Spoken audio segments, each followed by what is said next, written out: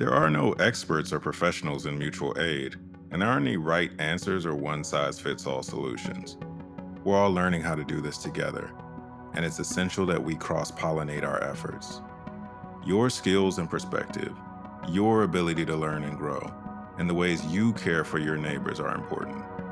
A world without domination requires each of us to be empowered and have the ability to help make things happen instead of defaulting to the loudest voices in the room. But what skills do we need exactly in order to do this? In this chapter, we'll cover some of the mechanics of mutual aid organizing. Things like why it's important to make decisions collectively, managing resources without hoarding them, weighing the pros and cons of formality and scale, and making projects accessible. Like the wind, our conditions are always shifting.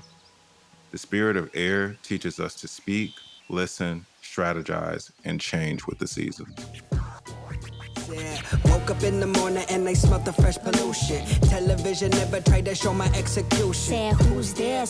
Just a kid from the neighborhood. I've been trying to start a revolution for the greater good. It's the revolution coming, marching on your street. Always use your voice for the ones who cannot speak. It's the ones who go to war from the belly of the beast. And I'm coming from the underground, you hear it in my speed. Yeah, bitty bitty boom boom, bitty bitty bang. It's the type of music that my people go and sing. Say bitty bitty boom boom, bitty bitty bang. It's the type of music that my people go and sing.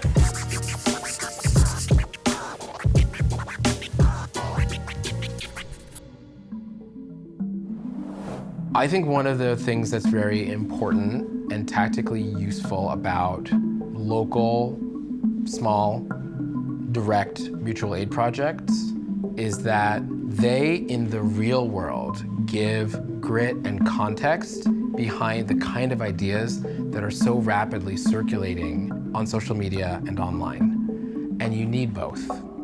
It is not enough to declare that we want to decarcerate and defund and abolish the police and not have people have any sense that we're capable of anything in our communities. So having something like solidarity housing or community fridges or community gardens or just any of those things, free schools, it gives people a sense that we actually can own and control stuff, or it gives people a sense of what it's gonna take to do it. How to run a good meeting, why even have an agenda, why have a recognized facilitator, why take notes about your next steps or where you left off, whatever those things are.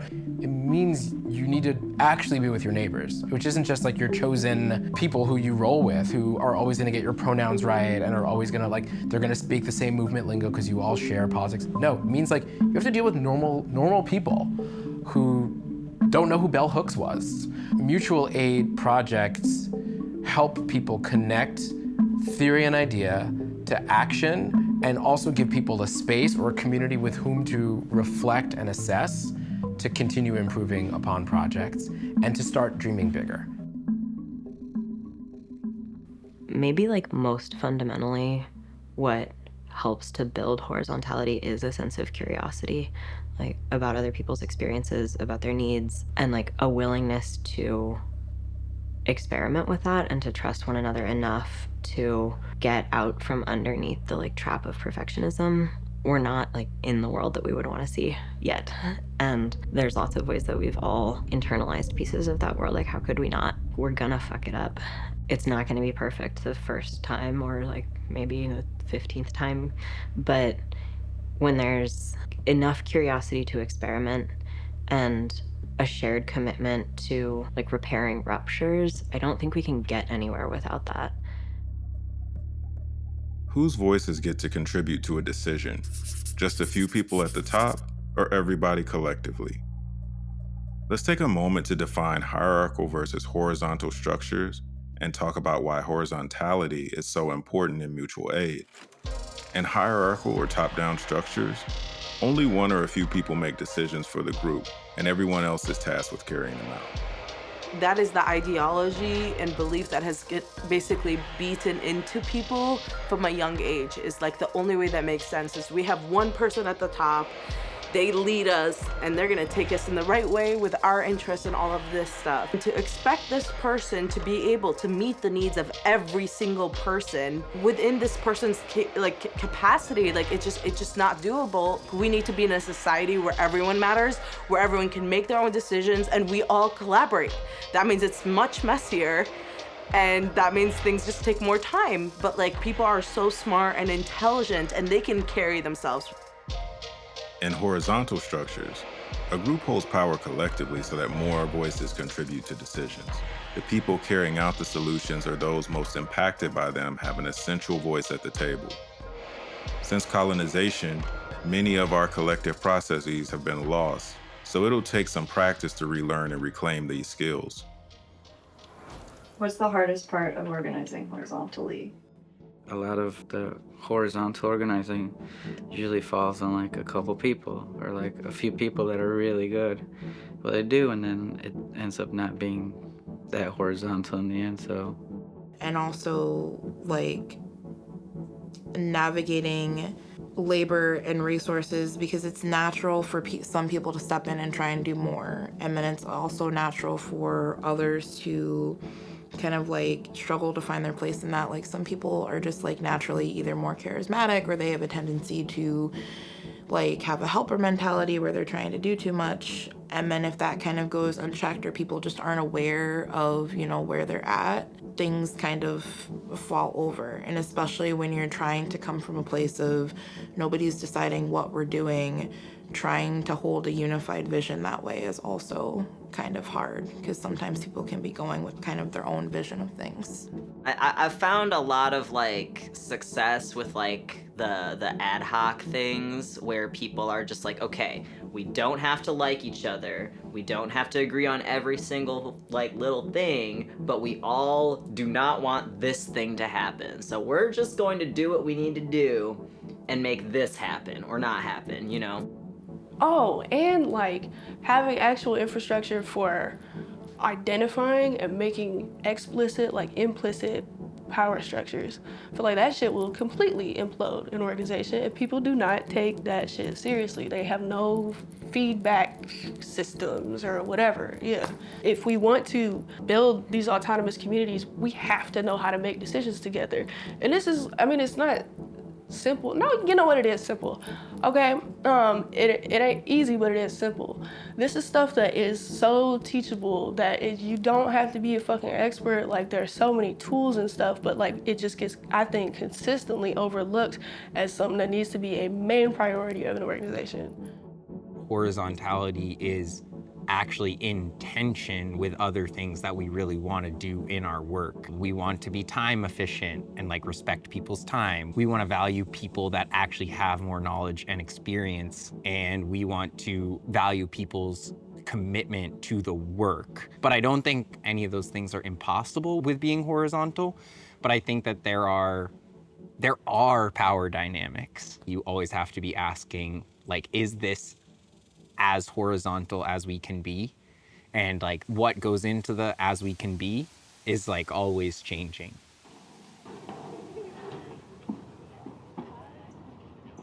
We're here to step up and step out. This cleanup day is for us to demonstrate that we care about our community. It's not to give a break to city employees and elected officials who are paid with our tax dollars. So thank you again for coming out. Thank you for your time. Thank you for your work. Thank you for caring. This is, I think, the fourth cleanup day that the NAC has had. And why do we keep asking people to come out here? One of the main reasons is because the city of Houston has not heard us when we tell them over and over again that drainage isn't functioning as it should be in our neighborhoods. After every disaster, the cameras, the big home repair agencies, and the politicians, they come and they go. But real change and lasting change, we've learned, is found in the power of the people. We're going to split y'all up into neighborhoods. Most of y'all will go into Lakewood, which is the predominant neighborhood that we work in, and helping clean out drains and clearing the path for water to get to the inlets. if there's street drainage on that street. Some of the streets don't even have street drainage, which we'll go over later.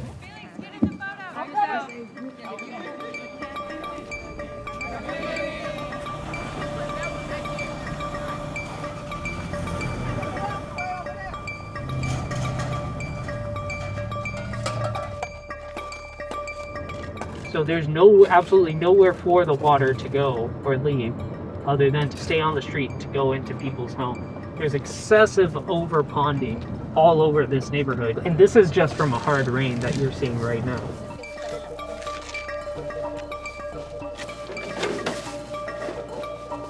So here on Kellett Street, you can see there's huge ponding right here. And this is right in front of one of our neighbors' houses, Billy's. This house right here was one of the first houses that we did like a full home repair program. We used to meet right there on Kellett Street at some of the houses that we rebuilt, like Miss Ann Weston's or Billy or Anita's. We said we didn't want to just be a home repair program where we come and change your roof or we come up to your house and put up new drywall and leave. Like, we wanted there to be something stronger, something deeper and more impactful. Okay, West Street Recovery started back in 2017 when Hurricane Harvey hit Houston. For now, more than 30,000 people are packed into shelters across Texas. Michelle Lavin and her family had no cots to sleep on when they arrived at the city's main shelter. It started out as rescuing people from flooded water and then meeting people with immediate needs. So like housing, warm clothes, getting to somewhere safe. So from there, basically it went from that very immediate need to then mucking out houses to then trying to help people navigate through applying to FEMA. The goal was to connect people to resources available. And then when it turned out that there was no resource available, say there was no one to rebuild a house, it was, okay, how can we learn how to do this and rebuild houses ourselves? Throughout that, a really big piece was talking to each other to really understand like what everyone's experience was and like what like had historically and like ongoing and systemically happened that made this hurricane as bad as it was and impact who it impacted. And so through that, political organizing naturally happened. So that's where the NAC comes in. Yeah. We became the Northeast Action Collective. But at first, when we first started meeting, we did not have a name. We was just meeting, trying to figure out what the needs and stuff was. So a lot of us got together through the network of being West Street clients, because I was originally a client. Historically, we've been disinvested. So we flooded and we were impacted most. There was a desperate need in our communities. We are a diverse group, bilingual, and we're all inclusive. Now, West Street and Northeast Action Collective like really don't have clear boundaries, which is, I think, confusing from the outside, but makes a lot of sense inside. Like, a lot of projects are very joint projects between the two groups.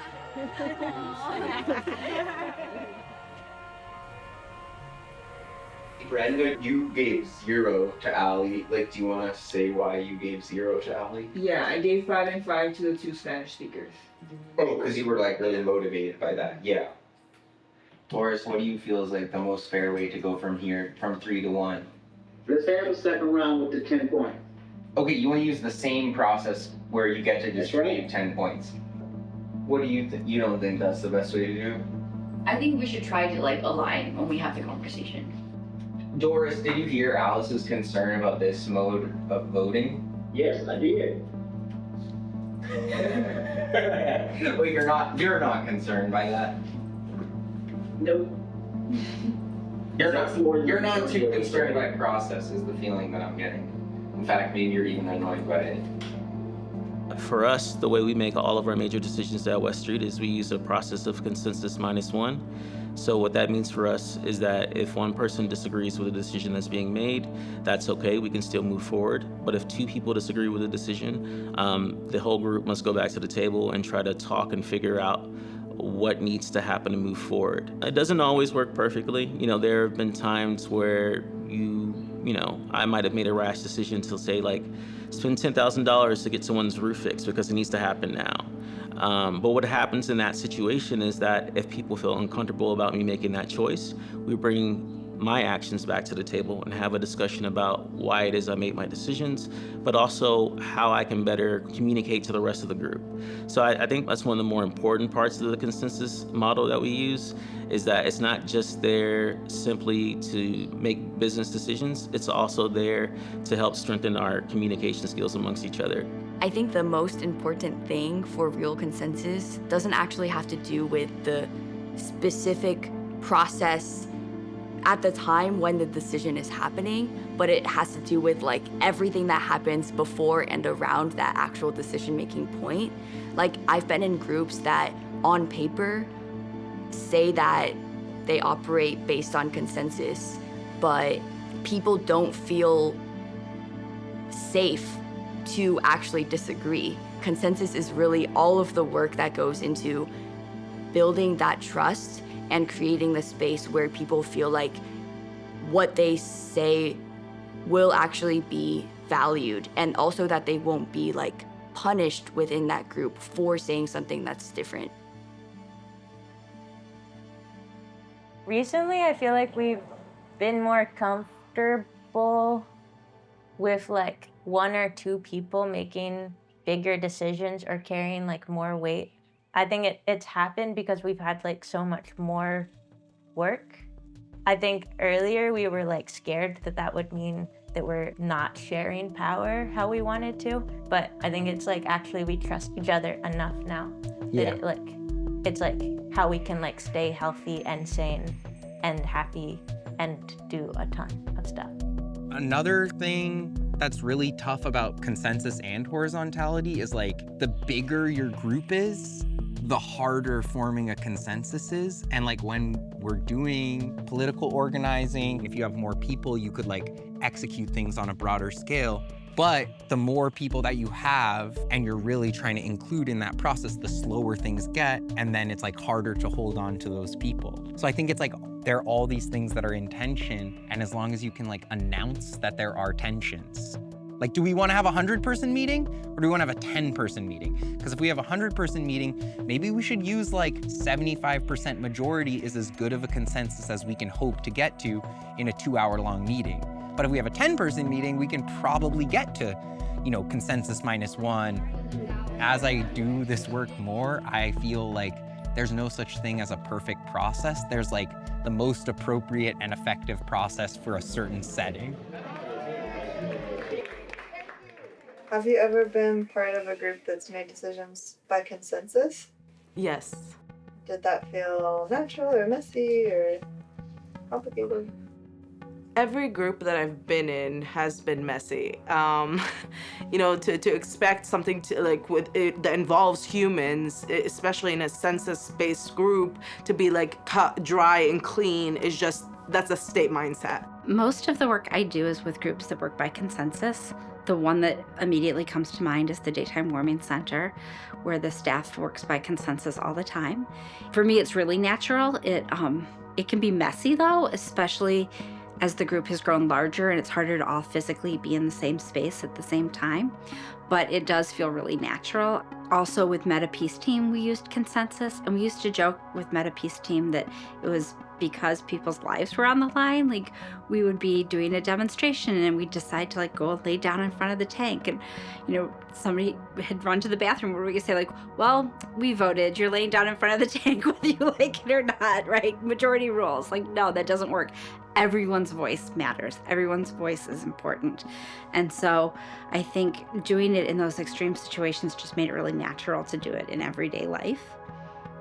It felt very unnatural because it is so different from the norm of like what we're taught, especially, I mean, mostly at school and at work, and like, it's just completely different, but it feels good.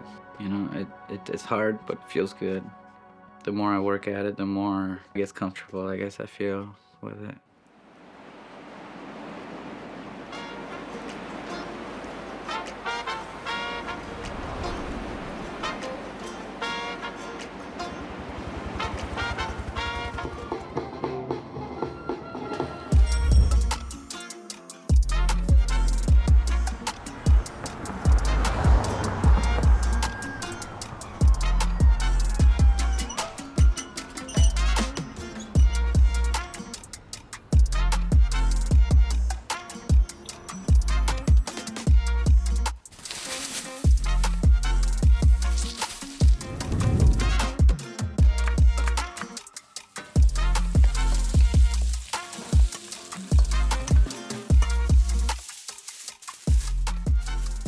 Contra Viento y Marea nació por un grupo de jóvenes migrantes que vino en la caravana del 2018.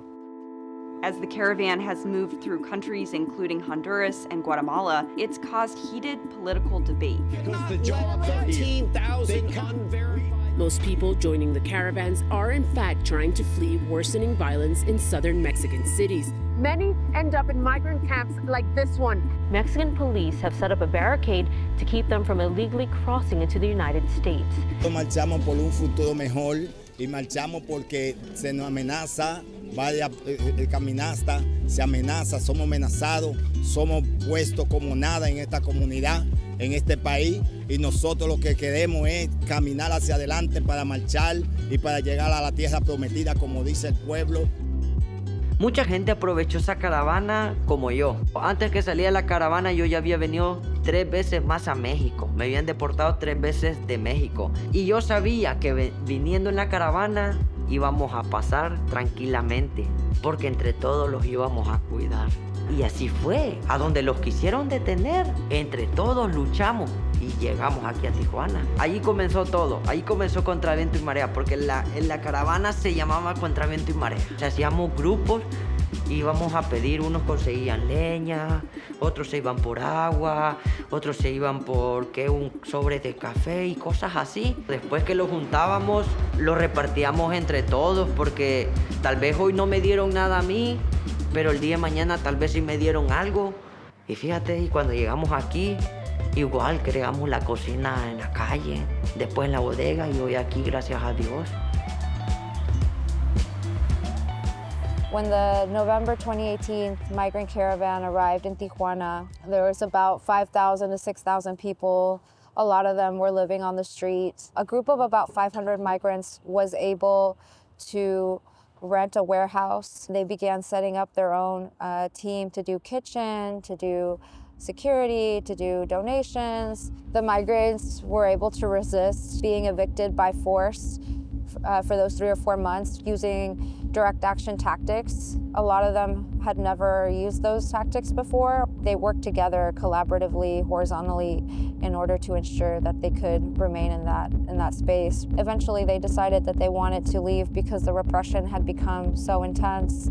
And from that point, there was a group of them that wanted to continue organizing. And with the support of a lot of other community members and others in solidarity from all over, we were able to raise enough resources to open this space, and this is how Contra Viento y Marea started.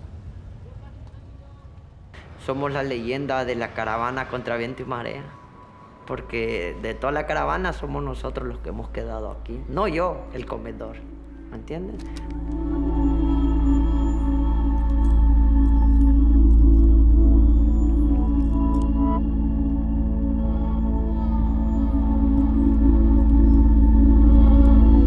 Nosotros cuando comenzamos a regalar comida, todo este espacio poníamos mesas y sillas y toda esta barra la llenábamos de platos de comida y agua.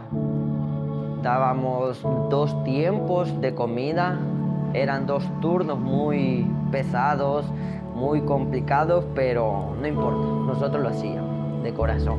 Cuando vino el COVID cambió mucho. Muchas cosas cambiaron. Ya no dimos comida aquí por lo mismo, que no querían mucha gente junta. Disminuyeron las donaciones, mucha gente no venía a ayudar, pero tuvimos tiempos muy difíciles. Lo que lo salvó a nosotros es que en todo el tiempo que no estaba el COVID, pudimos guardar unos costales de arroz, de azúcar, frijoles, sal, y eso, frijolitos y arroz, pero estuvimos dando siempre comida para ayudar a la gente. Tuvimos que aprender a sobrevivir con él. Y ahora ya estamos un poco ya más ordenados y acomodados del momento que vino el COVID.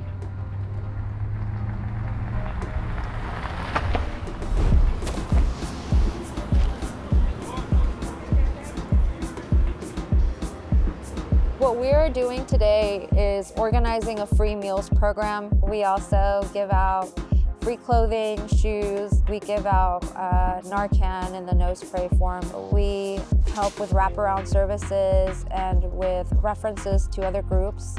Si aquí se va a hacer una actividad, no solo lo decide una persona, lo decidimos todo. Y si está pasando algo, lo tenemos que saber todos, no ocultar a los demás y solo 2 o 3 personas saber la situación que está pasando el comedor, porque yo creo que la confianza es prioridad en todo grupo.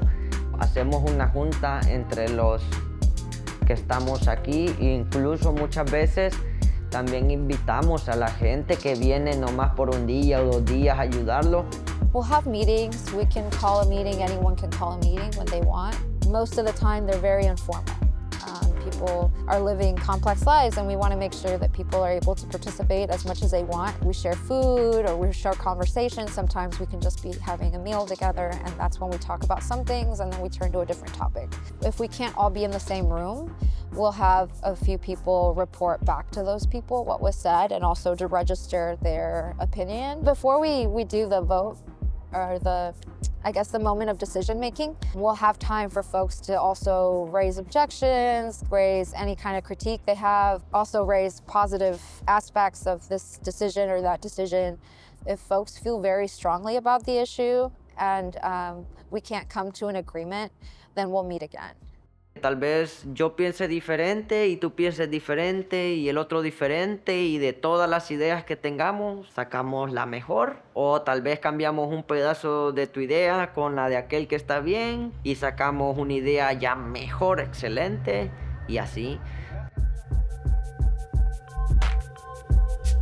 Even when we're trying to move from a mentality of abundance, organizing under capitalism means we're going to have to navigate scarcity in some form or another. Supplies and space are hard to come by. Labor can dwindle. And if we receive funding from powerful people or institutions, we also have to be mindful what strings are attached. So, what are some different approaches to accessing and distributing resources that build a sense of power and agency in our communities? Vamos a comprar muchas calabazas y vamos a llevar mucha papa para el puré. ¿Listo? Nos vamos, porque ya está todo ahorita.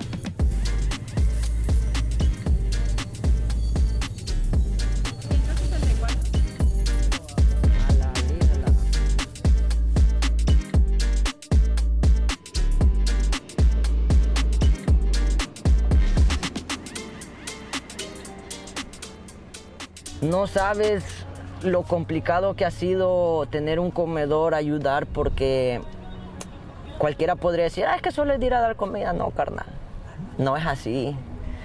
Tienes que estar pendiente del agua, la luz, la renta, que las donaciones, que empacarlas, que ir a traer al mercado esto, ir a comprar esto.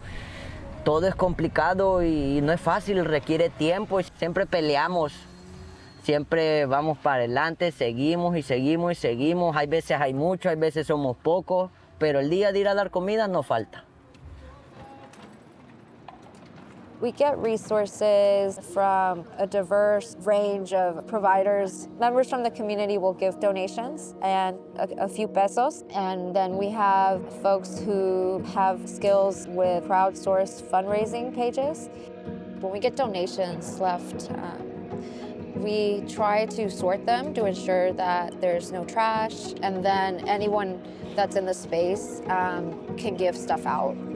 You can take stuff for yourself without asking. There's a basis of trust. We try our best to do everything out as soon as it gets in. We don't like to hoard anything. Working in Tijuana, there's a scarcity of resources and supplies and support and volunteers and everything you can imagine. A lot of projects will turn on each other over those resources, and it becomes a competition instead of working collectively to everyone pitch in what they can and exchange what they can. I want to add that poverty is created to do that it's intentional. Poverty creates crime.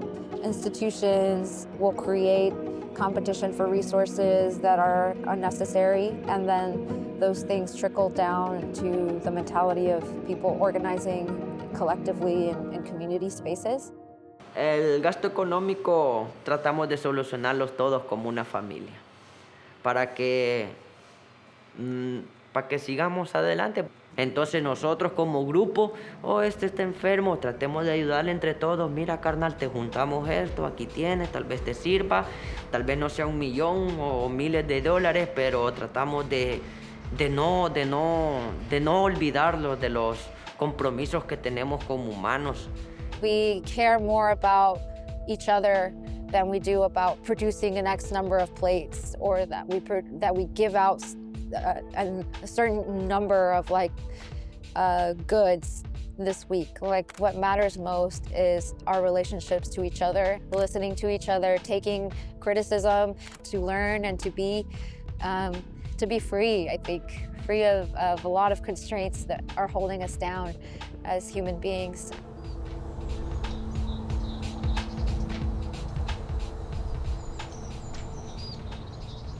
What we were going to try to plan is what are we going to try to do in our next 6 months. But I think it makes a little bit of sense to share what we've done in the last 6 months so that everyone can participate in the second part of the conversation. Mr. Rivera, you want to talk about the hub houses? Okay, this is Carolyn Rivera. There will be a hub house at my address. And at the hub house, the purpose is to help when there's a disaster. It can be flood, freezing, or anything like that. At the hub house, we have everything that a person would need in a flood, including the little boats and the paddles, alcohol. We have alcohol.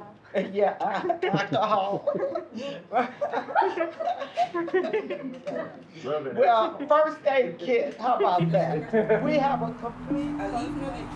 Esta era como una botella o cajita. Benadryl? También one, and then dish soap? No dish soap. I think there's a dish soap in a bucket.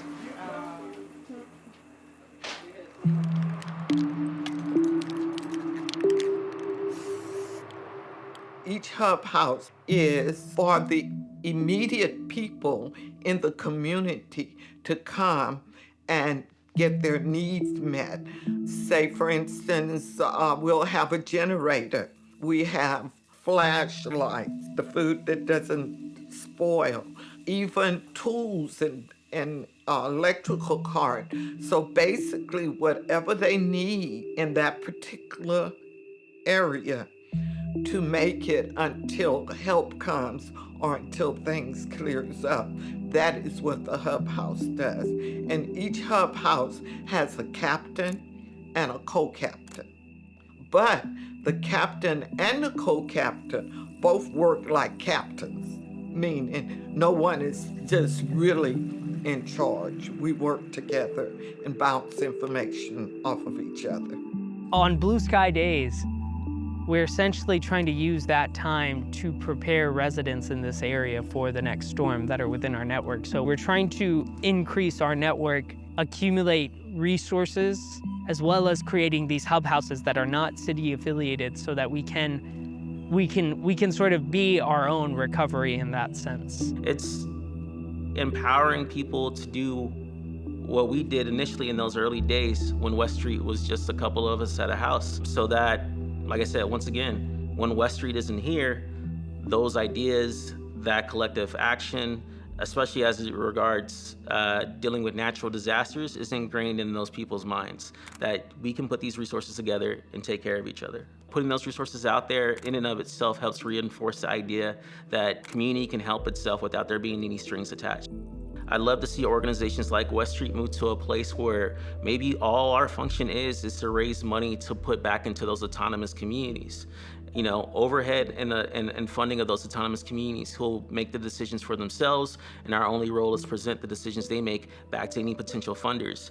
And we can have sort of a citizen-led structure there that has, that circumvents any need for government work. As a group that is working in disaster recovery and infrastructure, which are both areas that need such massive amounts of capital and investment and money and labor to actually address issues at that scale, how we feel is we want to use every tool that is available at our disposal, and we want to be able to siphon as much money as we can from other sources, basically. A lot of the communities that are on the front lines of the climate crisis and the infrastructure crisis and that are experiencing disasters don't already have the resources because of hundreds of years of government racism and infrastructure disinvestment and redlining, right? There's all these historical processes that have systematically siphoned resources away from these communities. And so I think we absolutely conceive of our work as mutual aid and as a form of collective care. But there also is this reality that, like, in part of our fight is getting some of those resources back that have been taken away. For us, that involves being a nonprofit, accepting charitable money that honestly is, like, at the very end of the line is probably coming from oil and gas. Like, all profit is, like, unethically generated, right? And also from accepting government money, even though often the government is our adversary in this work and the people that we're trying to fight. There is, like, a very real sort of moral conundrum, but basically just using every tool at our disposal. How do you continue to respond to all the need that there is at scale without selling out our values? Selling out is like, it's not really meeting the needs more effectively.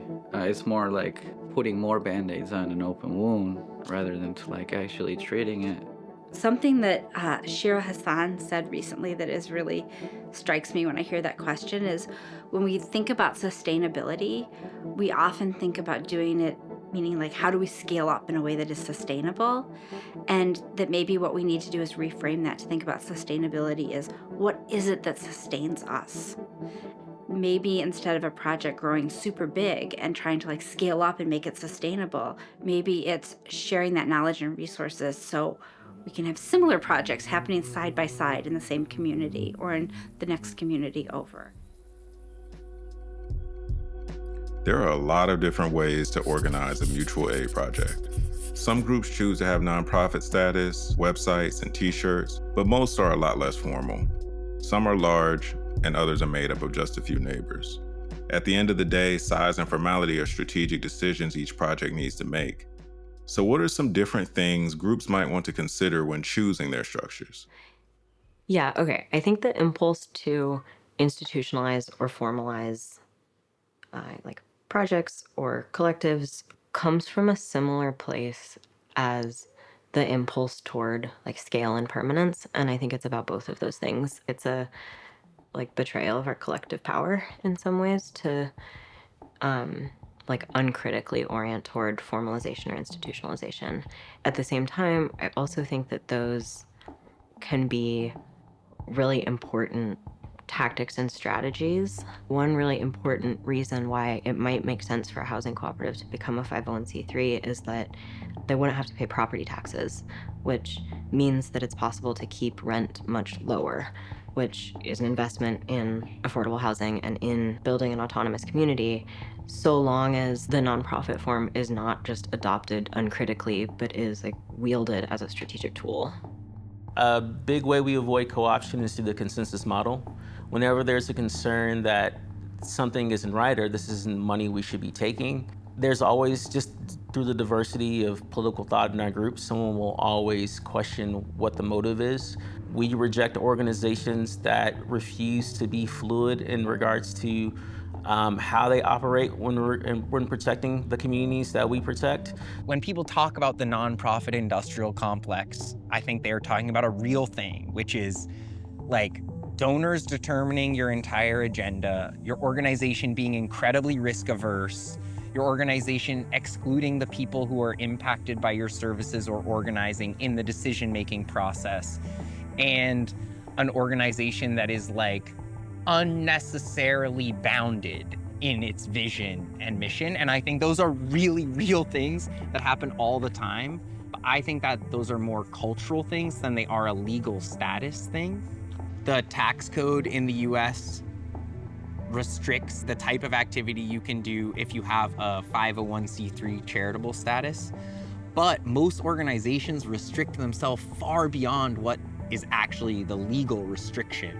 Everything we do at West Street is 501c3 compliant, and we are an intensely political organization. So one of the nice things about not believing in electoral politics is what you mostly can't do with a 501c3 is participate intensely in electoral politics. You can't endorse AOC with a 501c3 status. That's what you can't do.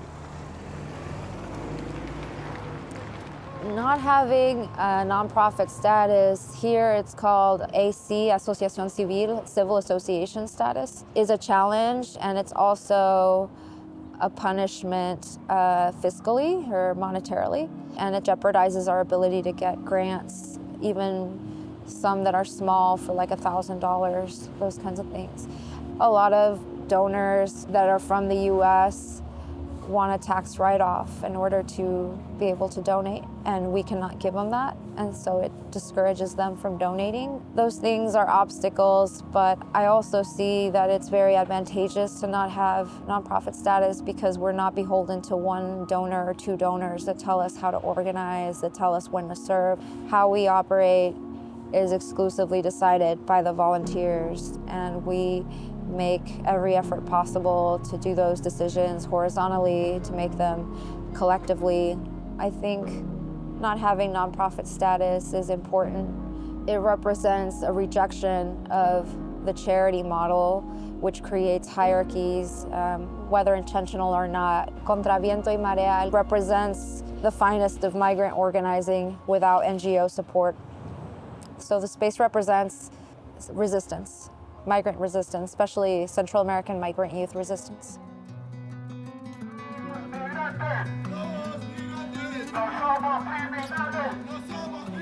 Breaking now, Texas Governor Greg Abbott announced a new plan today to bus migrants from the Texas border all the way to Washington, D.C., specifically to the steps of the U.S. Capitol. Texas will charter buses to deliver undocumented migrants right to Washington, D.C. The Secret Service and immigration volunteers say they were caught off guard when the buses dropped off the migrants behind me. Many of these asylum seekers are from Venezuela and Cuba. When Joe Biden and Kamala Harris refused to even come to Texas and to see the border crisis that they created, I took the border to them. Texas Governor Abbott says he will continue sending migrants to sanctuary cities like D.C. until, in his words, quote, we finally secure our border.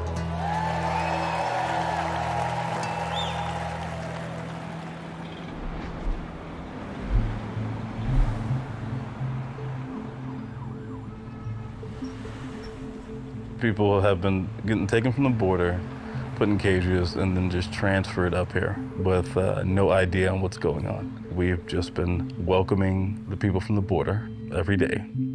If they decide to stay, we've been attempting to house people and get them the right legal representation and make sure they don't get, swept under the rug.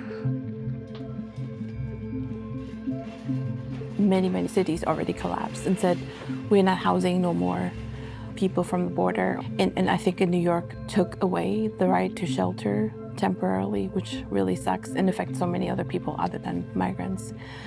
As always with mutual aid, at some point you start to consider what is shifting, what is needed, because needs are always shifting. And we have hundreds of families and individuals decided to stay in the DMV area. So what we're focused on right now is making sure that we can create a community structure around sustainability and around the needs that have shifted rather than always being in rapid response. Our group, at one point was 500 people or something like that. We had so many people because it was mostly when the buses were coming nonstop. I mean, the buses have picked up again. We're not supporting the buses anymore because the states took over that. And so we are now focusing on long-term support just because of our capacity and how our work has shifted when there was not many buses coming. So there was times that the group was really large, but I think the people who stuck around are people that have been very much involved in those decision processes. And I personally feel like I'm a great example of that because I had pretty much zero experience with mutual aid, and I was only probably 2 months in, and they were do you want to be part of like our core group of organizers? And I was honestly very hesitant about like joining because I was like, I couldn't do that. Like, there's no way. And eventually I did join. And I mean, because of that, I've learned so much, like what it really takes, but also I feel like, oh, well, yeah, anybody can do this. There's no reason why we have to have these like hierarchies, you know, everyone is capable. A gentleman came through, a guy came through and wanted to stay here. Was a good cook. Ended up assisting with the cooking and has now been feeding everybody since week 1. I always say that mutual aid is like this puzzle piece, and everyone should bring in that piece that fits in together so that we can create what it's supposed to look like, you know? People are looking around and finding a space where they can do a grocery distribution to the migrants, right? That's when we come in, we're like, we have actually the space where you can do that. How about we work together, like mutual aid, mutuality. So you come and work in our space, and maybe if you have leftover groceries from this particular project, you leave it with us, and then we can give it to our communities, right? There are structures that already exist that people can plug into, but what you might be bringing in something that we don't have. You might be bringing in something that other people, other groups in the city need. It's a lot of just being really consistent with like people, and just like, I think folks really take to like that consistency, but also just sharing like successes and like updates of like what you're doing. You know, if you're kind of working in a silo and it's like very quiet, people don't really know what you're up to. And I feel like I've seen that happen to us, where like sometimes when us core organizers have been so like deep into stuff, we realize, oh, we haven't really given an update to our like volunteers, and we haven't explicitly said, hey, it's getting really busy and this is what we need from people in order to support this work. And then the other thing is that, you know, when it comes to mutual aid, we have to remember, like, again, like, you know, people say it's solidarity, not charity. And I think that's really important when it comes to the work and making it sustainable, because I think some people come into it with the mindset that I must just like give, and give. And then you completely deplete yourself. And that's not the point. The point is to be able to help to like uplift others and be able to help them like create sustainability for themselves, not just to be able to just give, because at one point you might not have anything to give and then that person will be left with nothing. But if you actually give them the tools to sustain themselves, then those people can hopefully build themselves up and then build other people up.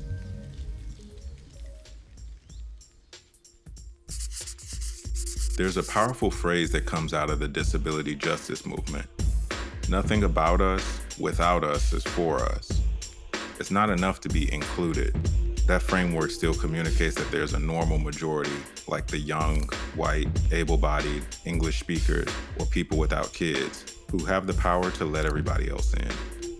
Instead, how can we make sure our groups are built with solidarity, structured in ways that uplift each other, and play to each of our unique needs and strengths? My name is Benjamin Broadway, and I'm a part of the NAC. 211 has a call line where they have the elderly, handicapped, and disabled to register.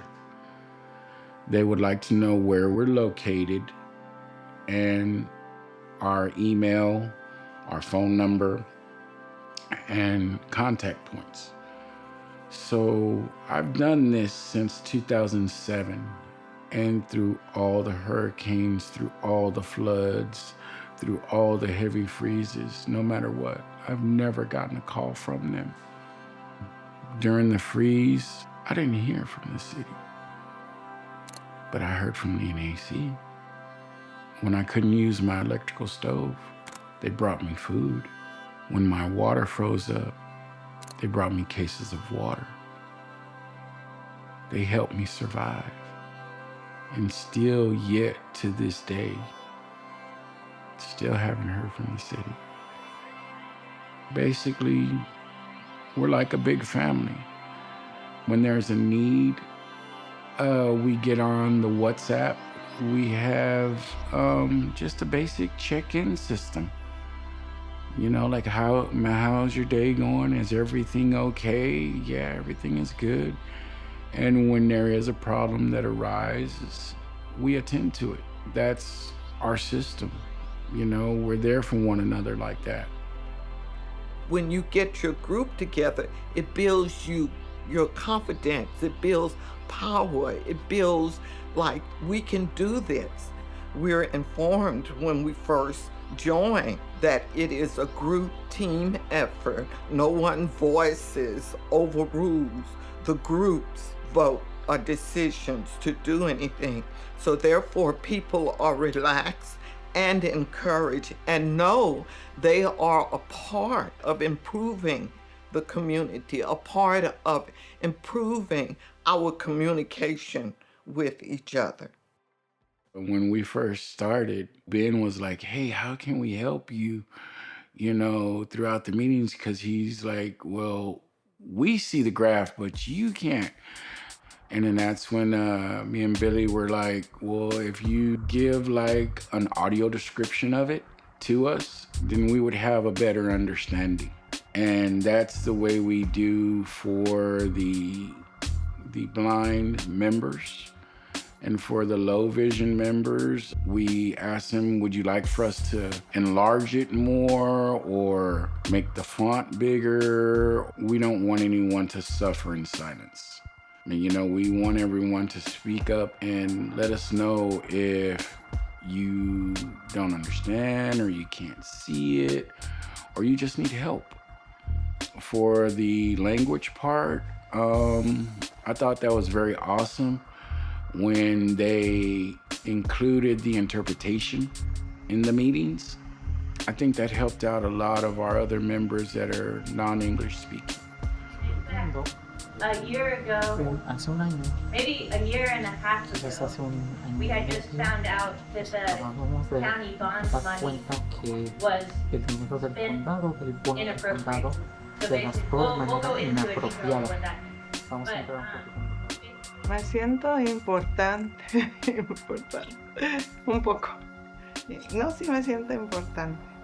Y me dan como un poco de ganas ya de estar más con ellos, porque siempre he sentido que ellos nos tratan de apoyar, como yo que no hablo mucho, pues de tenerme paciencia. Sí. Pues sí se han unido mucho más gente, hay mucho más personas y pues han aprendido más. Hay muchas señoras que dicen que ellas sí han aprendido mucho. Ellas se sienten como bien fuertes. Sí. As far as inviting people, we have major cleanup events where we invite other people and get to know them. We do it individually. Say, for instance, I'll give personal invitations or send out personal invitations or go around and talk to people. So then they talk to other people. So that's how we get the word out. Yo tiro los volantes. Siempre cuando hay alguna, siempre tiro yo los volantes aquí, por esta calle, o voy por otras también. No soy muy buena para hablar. Entonces lo más fácil es tirar los volantes. Sí. People that are organizing, they know what's in their community that they need to key in on and address. So people know that Northeast Action Collective total energy is on improving the community, and the problem is so large, it's going to take years and generations. So mainly we're laying a foundation. So when you're getting together to form a group, going in with that attitude that this is the foundation and have specific goals. Don't be alarmed if when you start your meeting, it's only 3 or 4 people there. Because as you get to know and you work and meet needs and meet other people, it's going to grow. I look at it as, I may not be able to do much, but I can do some things. What about those that can't? What about those that are stuck? They can't pick up the phone. They can't walk out their front door. They can't make them something to eat.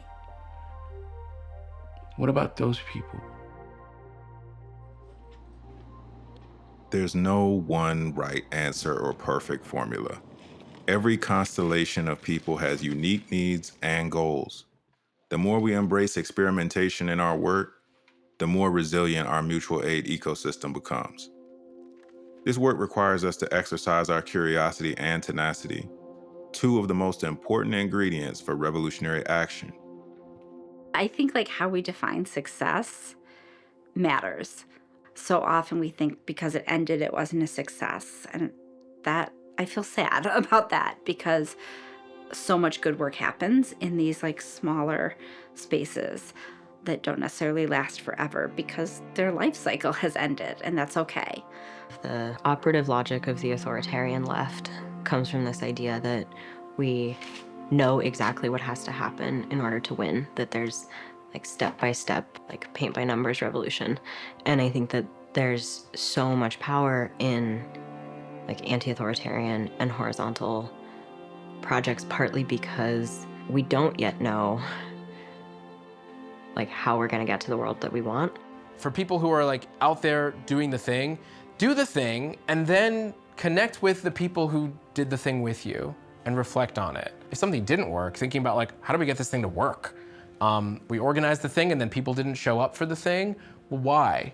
It's like, okay, you're not gonna like figure out how to do a perfect cleanup day by thinking about it for 3 more months. You're gonna learn by doing one, then reflecting on it, and then doing another one. Like having them ideas, being a little afraid of them, but doing them anyway. Well, what about this? What about that? We can't worry about that. Let's do it and see how it turns out. If we just play it safe, like we're fucked. Like we are not gonna win by playing it safe. We have to be bold, we have to try things that might not work, and we have to let other people lead even when we're like, I don't really fully understand why they wanna do that thing every once in a while. And I think that's like a challenge for all of us is like, when do we trust the group and when do we really like be stubborn? What skills do we need more of to organize more horizontally? We need compassionate, disciplined facilitators. And when I say disciplined, I mean keep a conversation within the set containers and community agreements, and keep a conversation focused. And I think that this is something that maybe not everybody, but most people should be trained in within their community. More skills as far as like creative collaboration, because horizontal like leadership to me looks like a lot of working together like on a group project and thing. Flexing that muscle and building the skill of actually working with people can be really hard. Like when I say like freedom for everyone, I have to mean for everyone, including people who I think are jerks. And so I think that skill of like being able to be in community and want the best for people who I don't like. When I say housing for all, I also mean the homeless person I just passed who yelled at me. I also mean him. I have to mean him. Otherwise, none of this means anything. That coercion and repression sometimes hits people differently and at different levels based on like where you are in the ladder, you know? And you're constantly being put down. Your sense of agency sometimes isn't as developed as someone who hasn't had that experience, and so they're able to more easily come into that. And so building that agency, learning how to, you know, fill that space with yourself. Again, if we want to actually build out truly sustainable autonomous communities, everybody is gonna have to learn how to do this shit. We are not going to be able to just sit down in a big ass room and figure shit out. It does not happen like that. Like, yeah. And, okay. And scene. It's not an exaggeration to say this work is life or death. Right now, people around the world are fighting for their lives against genocide, displacement, and exploitation. As the environment and economy destabilize even more, we'll need these autonomous communities in order to survive. And we can't wait around for saviors, politicians, or a reformed state to save the day.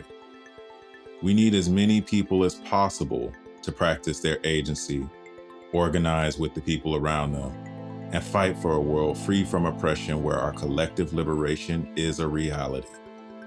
I think the main thing for someone that's starting out is to have patience. Be willing to have patience. Be willing to listen to people. Be willing to accept criticism. And be willing to speak and share your thoughts on how you feel about certain things.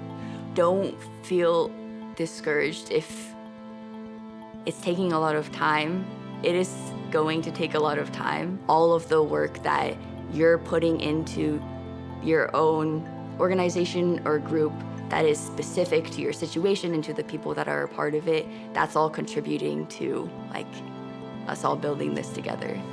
I would definitely say get as much sleep as you can, stay hydrated, listen to your body, love yourself, okay? And have a crew that loves on you the same way. I guess that's my advice for that, yeah. Mutual aid is not about like trying to like close and feed the entire city. You know, mutual aid is about what the community can do with what they have, and also political empowerment of each other. It is okay just to sometimes sit down and just to breathe and have a meal together and just discuss values and ideas and what is abolition for you? What is, you know, how does it look like when we envision a new world that is different from this, you know? And it's okay to admit that you don't have all the answers and not try to like think that you should need to have all the answers. There's a saying that I really like that's like, a man is as free as he wants to be and as free as he's willing to be.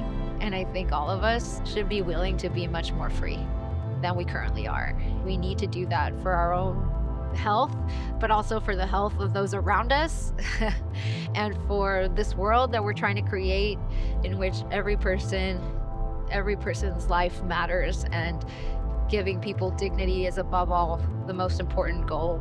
Todos pensamos, todos sobrevivimos, todos vivimos, todos los alimentamos, todos tenemos sueños, y eso, por eso siempre hay que luchar y nunca tenemos que olvidar que hoy puede ser a ti que te ayudaron, pero mañana puede ser que a ti te toque ayudar, y esa ayuda mutua no la tenemos que olvidar. Now is the time to act bravely, care for each other deeply, and build communal power that we can defend.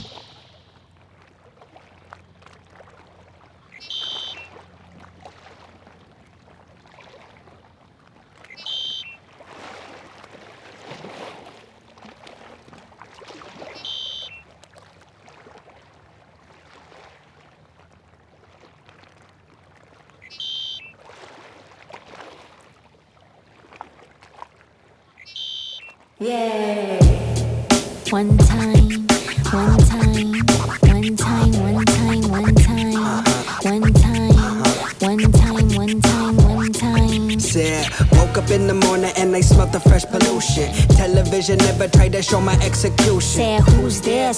Just a kid from the neighborhood. I've been trying to start a revolution for the greater good. It's the revolution coming, marching on your street.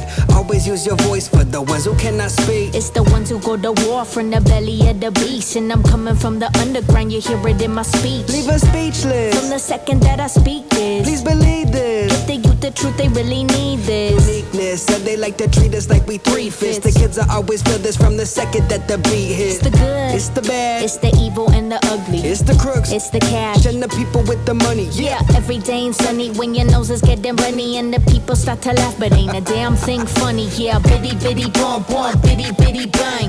This the type of music that my people go and sign. Say bitty bitty bom bom, bitty bitty bang.